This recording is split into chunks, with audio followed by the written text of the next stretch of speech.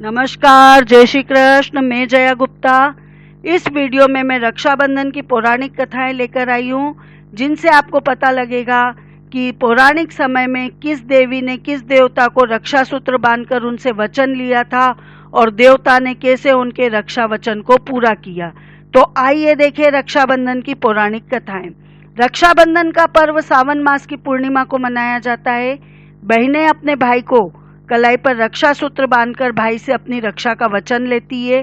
कई स्थानों पर रक्षाबंधन के दिन श्रवण जी बनाए जाते हैं और उनकी पूजा की जाती है, क्योंकि जब श्रवण जी अपने अंधे माँ बाप को कावड़ में बिठाकर तीर्थ यात्रा पर ले जा रहे थे, तो रक्षाबंधन के दिन राजा दशरथ के बाणों से वे घायल हो गए थे और उन्होंने अपने प्राण त्याग दिए थे।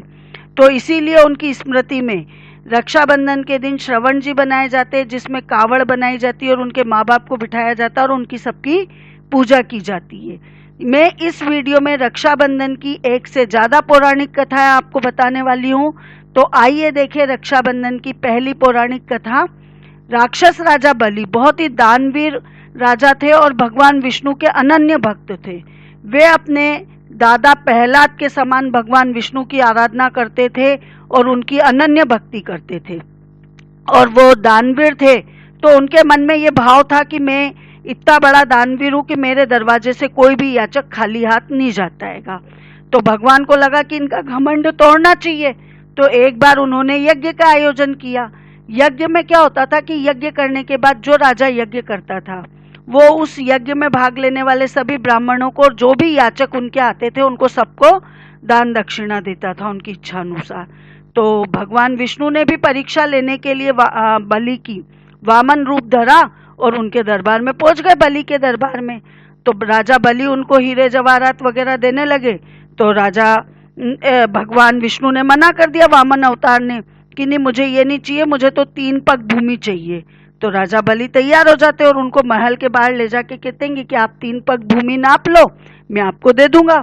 और वामन भगवान छोटा रूप धर के गए थे। तो भगवान बलि राजा सोचते कि छोटे छोटे पैर रखेंगे तो 3 पग में तो कितनी सी जमीन जाएगी। तो वो खुशी खुशी तैयार हो जाते इसलिए भी। अब क्या होता है, जैसे ही राजा तैयार होते हैं वैसे ही वामन भगवान तो अपना रूप बढ़ाते हैं और वो तो पहला पैर अपना पृथ्वी पे रखते हैं और दूसरा पैर रखते हैं तो वो तो आकाश में पहुंच जाता हैगा। अब पहला पैर में पूरी पृथ्वी नप जाती है, दूसरे पैर में पूरा आकाश नप जाता है। और उसके बाद वो राजा बलि को इशारा करते हैं कि अब तीसरा पैर कहाँ रखूं। तो राजा बलि समझ जाते हैं कि भगवान उनकी परीक्षा ले रहे हैं। तो वो तुरंत अपना सिर भगवान के आगे रख कर देतेंगे और कहतेंगे कि मेरे सिर पे अपना पैर रखिए। तो भगवान उनके सिर पे अपना तीसरा पैर रखतेंगे। तो जैसे ही भगवान उनका पैर रखतेंगे अपना, यानी उनके सिर पे, राजा बलि के सिर पे अपना पैर रखते, तो वजन के कारण राजा बलि पाताल लोक में पहुंच जातेंगे। अब उन्होंने राजा बलि ने भगवान को तीनों यानी 3 पग भूमि दे दी थी। उन्होंने जो दान उन्होंने मांगा था वो दे दिया। तो इसलिए भगवान श्री हरि विष्णु खुश हो जाते और उनसे कहते कि राजा बलि से कि तुम जो भी मांगना चाहो वो मांग लो। तो वो याचना करते भगवान से, राजा बलि, कि आपने मेरा सब कुछ तो ले लिया, अब मेरी विनती स्वीकारे और आप भी मेरे साथ पाताल में ही रहें और मेरी रक्षा करें, द्वारपाल बन के मेरे साथ रहें। अब भगवान तो अपने भक्त की भक्ति देखते हैंगे, तो वो भक्त की बात मान लेते हैं और लक्ष्मी जी को बैकुंठ में छोड़ के वो पाताल लोक में उनके साथ रहने लग जाते हैं। अब बहुत लंबा समय बीत जाता है, भगवान श्री हरि विष्णु राजा बलि के साथ ही रहते रहेंगे पाताल में। तो लक्ष्मी जी चिंतित होने लग जाती है और वो विष्णु जी का पता लगाने के लिए पाताल में आती है। और वो जब आती पाताल में तो वो एक गरीब ब्राह्मण स्त्री का रूप धर के और राजा बलि के पास जाती है और उनसे कहती कि मेरे पति काम के लिए कहीं दूर चले गए, मेरे घर में कोई भी नहीं और मेरे खर्चा भी नहीं चल रहेगा, तो क्या मैं यहीं पे रह सकती हूँ क्या आपके यहाँ। तो राजा बलि हाँ भर देतेंगे। और वो चूंकि गरीब ब्राह्मण स्त्री रहती है तो राजा बलि उनका खूब ध्यान भी रखते हैं। अब राजा बलि को तो ये पता ही नहीं कि ये माता लक्ष्मी हैगी, तो वो उनका बहुत ध्यान रखते हैंगे। अब सावन मास की पूर्णिमा आती है तो माता लक्ष्मी राजा बलि की कलाई पे राखी बांधती है और साथ ही साथ उनसे कहती है कि मेरी सुरक्षा का ध्यान रखना, ऐसी उनसे प्रार्थना करती है। तो ये देख के राजा बलि बहुत अभिभूत हो जाते हैं और वो ब्राह्मण स्त्री जो रहती है उसको, वो तो यही सोचते कि ये गरीब ब्राह्मण स्त्री है, तो उससे कहते हैं कि बहन मैं तुमसे बहुत खुश हूँ, तुमको जो भी चाहिए वो मांग लो, मैं अपनी इच्छा यानी तुम्हारी जो भी इच्छा होगी वो पूरी करने का वचन दूंगा। अब उनको ये नहीं पता कि ये माता लक्ष्मी है, तो देवी लक्ष्मी कहती कि आपके जो द्वारपाल है आप तो उनको मुक्त कर दो, वो मेरे पति है। तो ये सुनते ही राजा बलि चौंक जाते, क्योंकि उनको पता हैगा कि द्वारपाल तो भगवान विष्णु है, या नहीं ये माता लक्ष्मी है जो मेरे यहाँ इतने दिन से रह रही थी।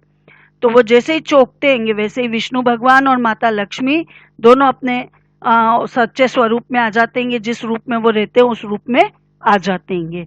अब राजा बलि ने तो वचन दिया था माता लक्ष्मी को कि आप जो भी मांगोगी वो मैं पूरा करूंगा।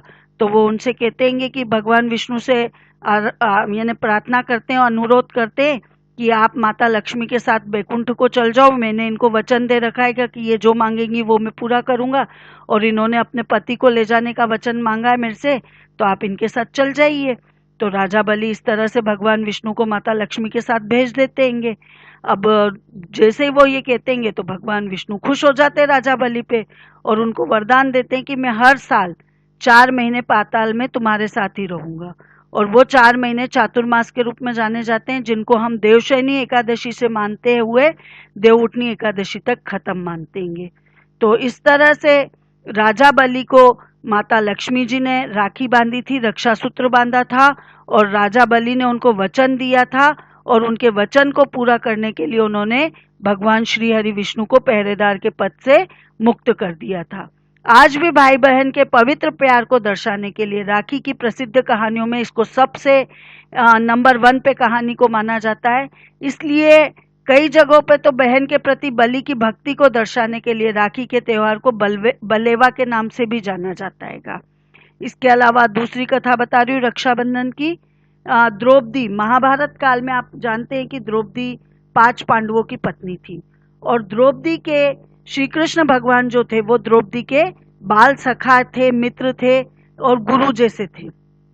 अब क्या हुआ कि द्रौपदी का जब पांडवों से विवाह हो गया, उसके बाद युधिष्ठिर ने राष्ट्रीय यज्ञ किया था। उनको जब राज्य मिल गया था तो उन्होंने राष्ट्रीय यज्ञ किया। अब यज्ञ समाप्त होने के बाद होता क्या था कि दरबार में जो भी बड़े बड़े लोग होते थे, जो भी यानी गुरु होते थे या आदरणीय लोग होते थे, उन सब की जो व्यक्ति यज्ञ करता था वो उन सब की चरण वंदना करता था। तो राजा युधिष्ठिर भी सबकी चरण वंदना कर रहे थे। तो श्री कृष्ण भगवान भी थे उस समय उनके दरबार में, तो वो श्री कृष्ण भगवान की भी चरण वंदना करतेंगे। अब श्री कृष्ण भगवान का बुआ का बेटा शिशुपाल भी उस समय उस राज दरबार में था। तो वो चिढ़ जाता है श्री कृष्ण भगवान की चरण वंदना देख के, और वो कहता है इस ग्वाले की चरण वंदना क्यों कर रहे हो, ये तो कुछ भी नहीं समझता, न तो ये कहीं का राजा है नहीं ये विद्वान है जो इसकी चरण वंदना की जा रही है। और ऐसा कह के वो जो भी दरबार में रहते हैं आदरणीय लोग जैसे कि भीष्म पितामह, द्रोणाचार्य, उन सब के सामने कृष्ण भगवान का अपमान करना चालू कर देता है। अब शिशुपाल बार बार अपमान करता है, भगवान मना करते हैं, तो भगवान आखिर में उनसे कह देते कि मैं अब 100 बार तुमको मौके दूंगा, उसके बाद 101वीं बार जैसे ही तुमने मेरा अपमान किया मैं तुम्हारा सिर धड़ से अलग कर दूंगा सुदर्शन चक्र से। अब शिशुपाल नहीं मानता और वो 101वीं बार जैसे ही अपमान करता है तो श्री कृष्ण भगवान अपने सुदर्शन चक्र से उसके सिर से धड़ अलग कर देते हैं। अब ऐसा करते में उनकी तर्जनी उंगली में चोट लग जाती है और उसमें खून निकलने लगता है। तो ये देख के द्रौपदी वहीं पे जल्दी से अपनी साड़ी का एक हिस्सा फाड़ के और उनकी उंगली पे रक्षा सूत्र के रूप पे बांध देती है। अब ये देख के भगवान श्री कृष्ण बहुत खुश हो जाते हैं और द्रौपदी से कहते हैं कि तुमने मेरे ये रक्षा सूत्र बांधा और मेरी रक्षा की, तो ये मेरे ऊपर ऋण है। अब जब भी तुम अपनी रक्षा के लिए मुझे पुकारोगी तो मैं तुम्हारी रक्षा करने के लिए जरूर आऊंगा। अब कुछ समय बाद क्या होता है कि पांडव अपने चचेरे भाइयों कौरव के हाथों में चौपड़ खेलने में हार जाते हैं और अपना राज्य और सारे भाई और अपनी पत्नी को युधिष्ठिर सबको गवा देते हैं। अब वो हारते हैं तो उनका बहुत अपमान करता है दुर्योधन, और अपमान करने के उसमें ही वो अपने राज्य में अपनी सभा में द्रौपदी को बुलवाता है, अपने भाई से कहता है कि द्रौपदी को बाल पकड़ के घसीटते हुए मेरी सभा में लेके आओ और उसका वस्त्र हरण करो। तो दुशासन वही काम करता है कि द्रौपदी को बाल पकड़ के खींच के भरी सभा में लाता और उसका वस्त्र हरण की कोशिश करता है। अब द्रौपदी अपने पतियों की तरफ देखती तो कोई भी पति नहीं उठता है, वो सब गर्दन नीचे कर लेते, क्योंकि वो सब अपने आप को यानी युधिष्ठिर ने उन सबको दुर्योधन को हार दिए थे यानी, और भीष्म पितामह की तरफ देखती है, द्रोणाचार्य की तरफ देखती तो वो भी गर्दन नीची कर लेते हैं। तो फिर द्रौपदी भगवान श्री कृष्ण को याद करती है, अपने अपमान और लज्जा से रोती हुई, और भगवान श्री कृष्ण चमत्कार करते हैं और दुशासन साड़ी खींचते ही जाता है द्रौपदी की भरी सभा में, पर वो कभी खत्म नहीं होती। एक ऐसा वस्त्र बन जाती है कि दुशासन थक जाता है पर द्रौपदी का वस्त्र खत्म नहीं होता है। इस तरह से भगवान श्री कृष्ण ने द्रौपदी की रक्षा की थी अपने वचन के अनुसार। द्रौपदी ने भगवान श्री कृष्ण की उंगली पे अपनी साड़ी का टुकड़ा फाड़ के जो रक्षा सूत्र बांधा था, उसी के बदले में भगवान श्री कृष्ण ने उनका लाज बचाई थी, उनकी अपमान से रक्षा की थी। इस तरह से राखी का त्योहार महाभारत काल में भी मनाया गया। इसके अलावा मैं एक और कथा आपको यहाँ पे बता रही हूँ रक्षाबंधन की।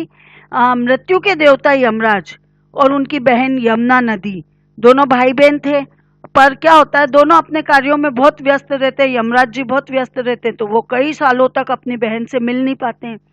अब यमुना नदी से उनकी मुलाकात नहीं होती तो यमुना नदी बहुत दुखी रहती है अपने भाई को याद करके। उनको अपने भाई की बहुत याद आती है, वो अपने भाई से मिलना चाहती, उनके लाड़ लड़ाना चाहती है। तो वो एक दिन अपनी सहेली गंगा के पास जाती और उनसे कहती कि मेरे भाई तो आते ही नहीं मेरे पास मिलने के लिए, वो तो इतने व्यस्त हैं। तो गंगा यम के पास जाके और उनको यमुना के बारे में याद दिलाती है और उनको बताती कि यमुना उनसे मिलने के लिए इस तरह से बेचैन है और वो उनके रास्ता देख रही है। तो यम अपनी बहन यमुना को मिलने के लिए जाते हैं और जाने का संदेशा पहुंचाते हैं। तो यमुना ये सुन के बहुत खुश हो जाती, तो वो अपने भाई का यम का स्वागत करने के लिए खूब सारे पदार्थ बनाती, खूब सारी मिठाइयाँ बनाती है, उनको पीठे पे बिठाती है, उनके तिलक लगाती है, उनकी कलाई पे राखी बांधती है, उनको मिठाइयाँ खिलाती है। तो यम उनकी बहन के प्यार से बहुत प्रभावित होते हैं, उनको आशीर्वाद देते हैं कि तुम अमर रहो, और साथ ही साथ ये भी कहते हैं कि जो भी भाई जो अपनी बहन से राखी बनवाएगा, उसको रक्षा का वचन देगा, वो भी अमर हो जाएगा। और उस दिन के बाद से ही सावन की पूर्णिमा पे राखी बांधने की परंपरा शुरू हुई।